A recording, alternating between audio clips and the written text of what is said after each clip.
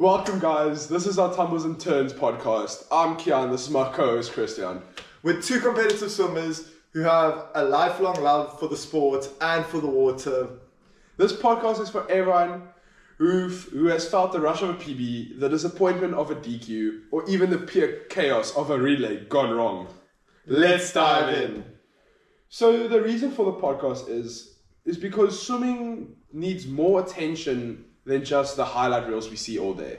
We want to talk about the real stuff, the fails, the comebacks, the awkward moments that happen in between, and also the funny stories that no one gets to hear. And we want to hear from people all across the sport, not just elite athletes, but coaches, junior swimmers, and everyone in between. What can you expect from us? We're going to give you some great race reviews, some training hacks, interviews with legends and up-and-coming stars, as well as behind-the-scenes stories and even some swimmer confessions from our guests. And every time we have a guest on the podcast, they have to answer two questions. What is their biggest tumble, and what turn changed their swimming journey? Okay, but more on that, let's get to know each other. Let you guys get to know us. So, Kian, where do you swim? Where do you stay? Let's let the people know. So, let me start from sort of my competitive swimming journey, the beginning of it. So I started off at Tigerberg Aquatics. Amazing club. Was there from grade 3 till matric. And then after matric, I moved to Stellenbosch, and I swam for lane leader. Under my coaches at lane leader are Corin Hugo, Keith Janssen, and Pierre Derube. And who were your coaches at Tigerberg at the time? Oh, at Tigerberg, I had Lucy Conradi, Jared van Hooselen, and then a coach that came in about when I was I think grade 8, Corey van Niekerk. Okay, and so you said you're at Stellies, you're in Stellies. Yeah. So you're 20 this year, same as me? Yeah, we're 20. 20. So what is your favorite stroke since you've been competing? You've been competing for years now, since grade 3. So that's we're getting old. Yeah, we're getting old. And so over 10 years you've been in the sport. So what has been your favorite stroke, up until now? What's your favorite stroke going internationals coming up? Well, I used to be a good distance swimmer. The 800, 400, 800, 1500, even doing some open water 3K, 5K, up until the 7.5 kilometer. It was a bit of a rough one, the 7.5 kilometer, but that's packed that bag, closed that door.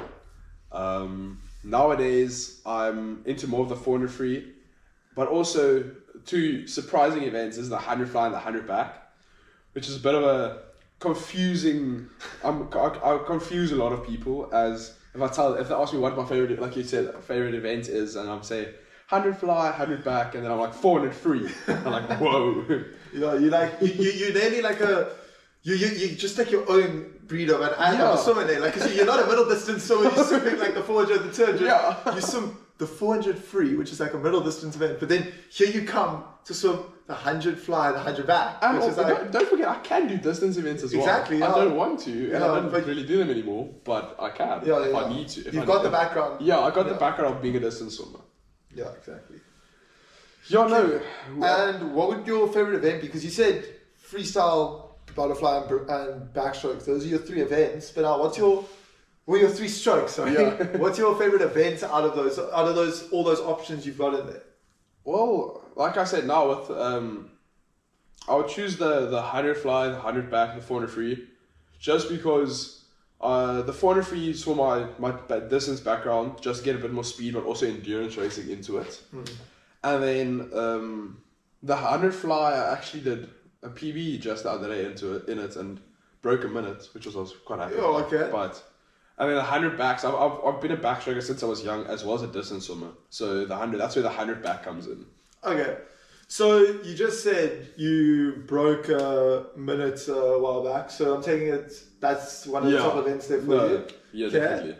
And now going on to your least favorite stroke. By the sounds of things, let me guess. It's breaststroke. What? Yeah, it is. Okay.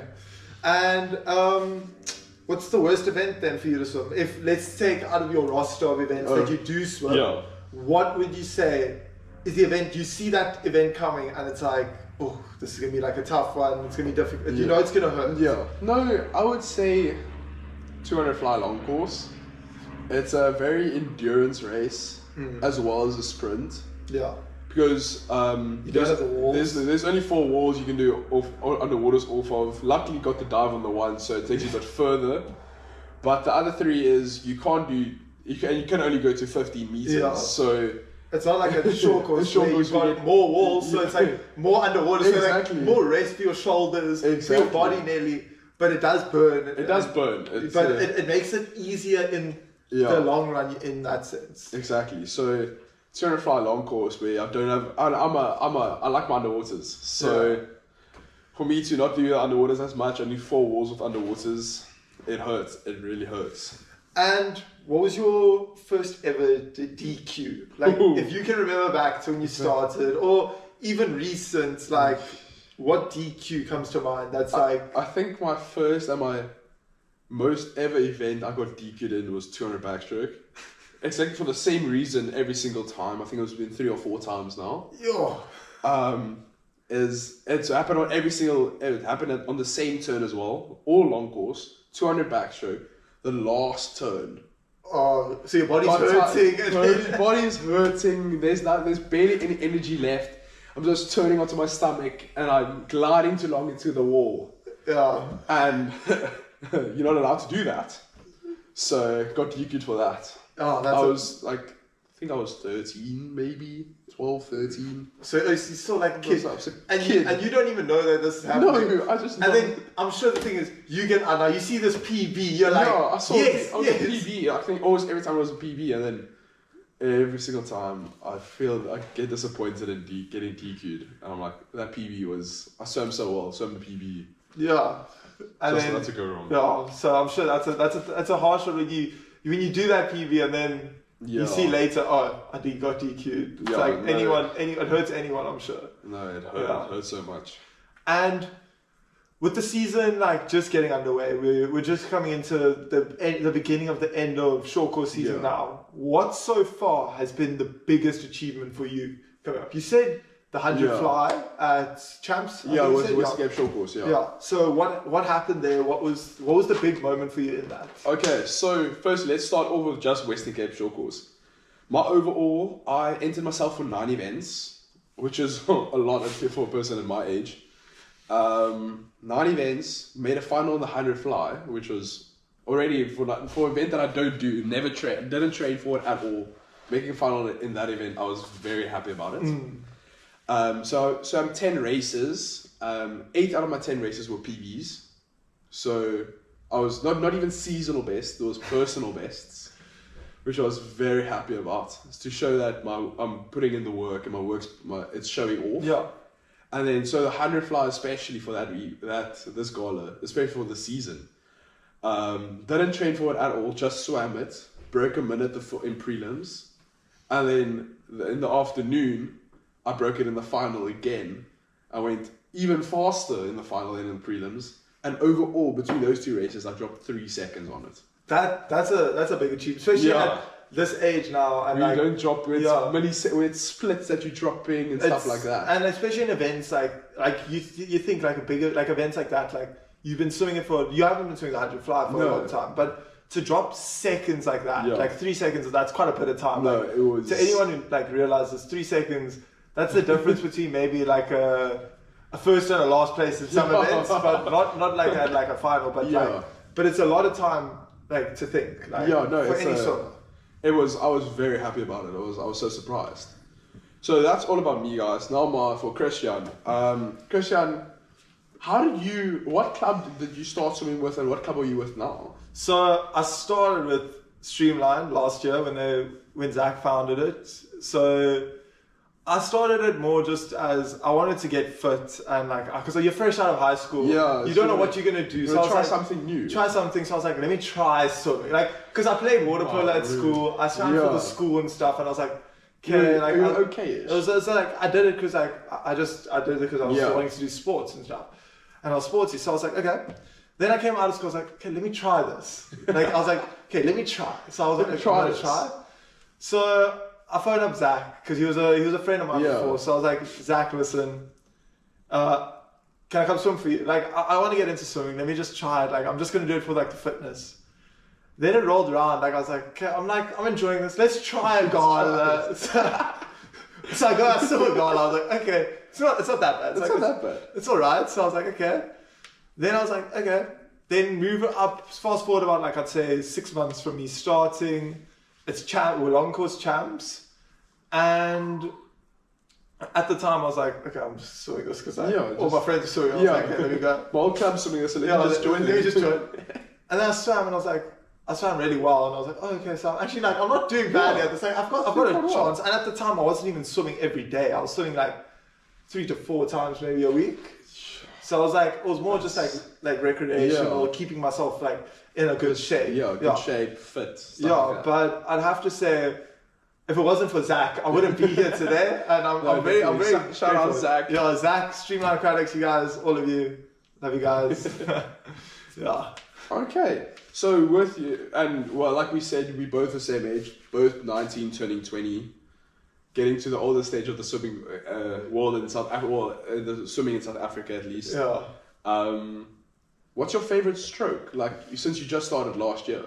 So I'd have to say it's got to be freestyle. Everyone loves freestyle. Everyone loves a freestyle. And I have to say opposite to you, but breaststroke. I love breaststroke. It's ladies. Breaststroke's just one of those events. It's like, it's technical, but it's fun. In the sense, to me it makes sense. Like, fun. When I say it's fun, I mean, there's not another stroke where it's, you nearly lose your momentum and I have to try to regain it. So it's like, that is fair. It's a very technical stroke with it also being a bit complicated as well. Like if you do something wrong, you swim backwards like I do. Yes. So So that does happen. Okay, with your favorite strokes being freestyle and breaststroke, between those two, which one of those two carries your favorite event? It's got to be one of the 50s, but I'll lean towards that 50 free. That 50 free, I think most sprinters will agree with me. If not all, will agree with me. That 50 free is like it's like just go time. It's like go time. There's nothing. You can't be thinking. It's head down. Like, the only thing you can be thinking is don't breathe and just like go. Like it's like you gotta like your body's hurting when you're doing that. Like coming into that last bit, you gotta be hurting. It's that's pushing your body to the limit for like less than like 25 seconds even. Like at most, like if you watch at the Olympic and Worlds level, it's like they're doing it in like maybe close to like sub 22s and everything. It's like they're moving. It's like it's like so great to watch because it's literally just almost straight arming the whole stroke and no breathing for 50 meters. Okay, it is only 22 seconds, about 22, 20, maybe 23 in South Africa is around. Like here at our nationals and stuff, I'd have to say yes. Like we do have those guys who do go crazy fast like that. So and then so we know freestyle and breaststroke are your favorite strokes. So with that, I'm guessing it's either fly or back that's your worst stroke. Is there a difference, or they will be on the same level? I'm pretty sure. It's like I think As for me, I just polar opposites. Yeah, polar opposites. The only thing we got in common is like freestyle. But what's it? No, for me. It's just butterflies. I love to watch butterfly be swam. Anyone who can swim it, it's like it's a wonderful stroke to watch. And same with backstroke. Like backstroke it's something about like the way they do it. It's just it's satisfying to watch in a way. Like when they go and it's insane to watch. Like it's a very like good stroke to watch for me. But to swim it, it's a different level. Like those two strokes are just they hurt my body. I'd rather swim a 200 breast than anything else. I'd rather swim a 400 breast at some stage. That's a crazy statement. I'd rather put me in the 400 free. I'll swim a breaststroke. Watch me go. That's a crazy statement. So with backstroke and breaststroke being your least favorite strokes, and your worst strokes, does one of them have your worst event, or is there another event that you think will be topping those an event in one of those two strokes? any 200 long course in the sense 200 back or 200 fly long course. You won't catch me there. 200 breast, I'll push through for that. Like as an event, I would swim. That one would hurt, but that would be an event that, like, I'd say out of the 6 events that you see me swimming, that would maybe be one of the 6 out of like them. Like, I'd say that one's at the bottom of my list to swim, because that one it burns your body. Like, that one's tough. So 200 breasts is from the events that you do swim. Yeah, 200 breasts from the events that I do swim. I'd say that, but. Overall, I'd have to say you won't ever see me swim a 200 fly or 400 IM or 200 back. I say we have to get you into a pool for 2 fly or 2 back, or both on the same day. I don't mind. I just want to see both. I think we'll let the audience decide on that one. Which one they want to see. If 200 fly comes up, all of a sudden I'm going to be injured for weeks, guys. I'm going to be injured. Oh my! I'll swim a 200 back.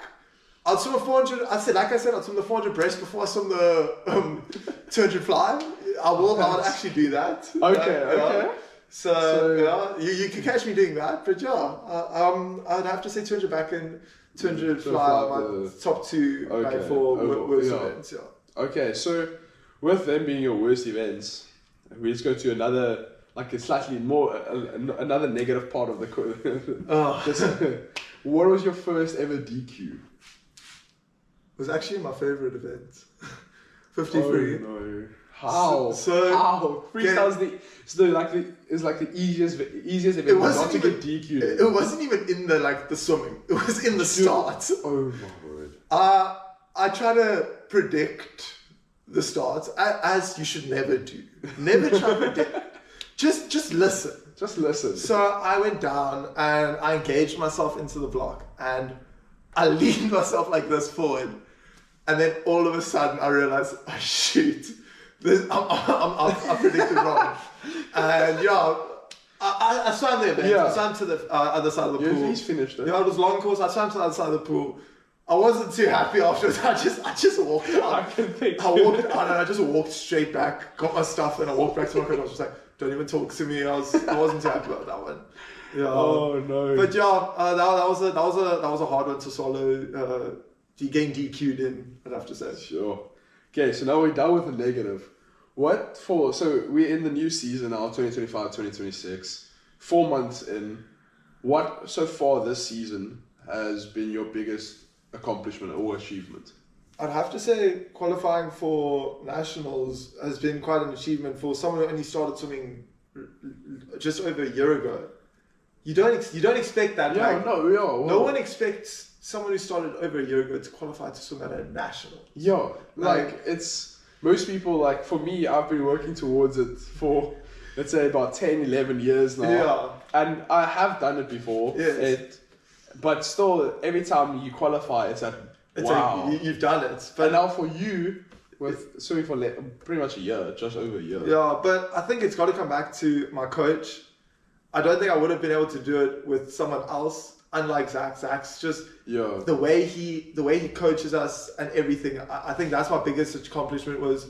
And the amount of attention that he can give you. The attention he gives towards me as someone who's just starting this sport. Yeah. He gives me the time to understand what I need to better my stroke, what I need to better myself to get there. And to qualify was just something else. Like, I got that message from him saying like, you qualified. I was like, really? No, it's. I actually phoned him. I was like, are you sure? I actually phoned him and I was like, Zach, are you serious? He's like, yeah. And I was like, geez, thanks, Zach. And it was a big accomplishment, I think, for me and for him to take someone also. I think for a coach to take someone that wasn't even like a year ago when I did a time trial training, I think I went like a 30. Yeah. And like that's like something I was like.